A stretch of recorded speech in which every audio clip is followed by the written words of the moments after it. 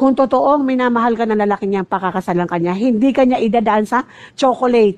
Dahil ang lahat ng lalaki, kaya niyang magsabi ng I love you. Lahat ng lalaki, kaya niyang mangako na pakakasalan ka niya. Lahat ng lalaki, kaya niyang magbigay ng chocolate. Kaya kanyang utuin, pero hindi lahat ng lalaki kaya kanyang pakasalan. At hindi lahat ng lalaki kaya niyang umakyat sa tatay mo at sa nanay mo.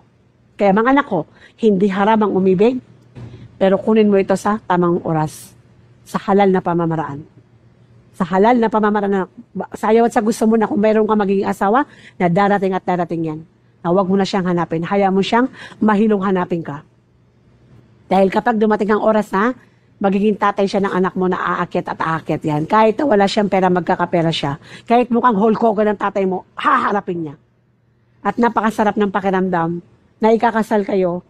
Sabi niya, grabe ka, honey, ha? Muntik mo lang akong tulis-ulin sa ilalim ng dagat, ha? Ang hirap mo mapangasawa. Ay, honey, huwag kang mag-alala. Dahil ngayon, halal ka na sa akin, I will serve you. And I will love you for the sake of Allah. Bigkasin mo na yung lahat ng I love you 100 times a day, 3 times a day, 400 times a day. Okay na, halal na siya. Diba? Hindi yung ngayon mo ginagawa na haram. Right?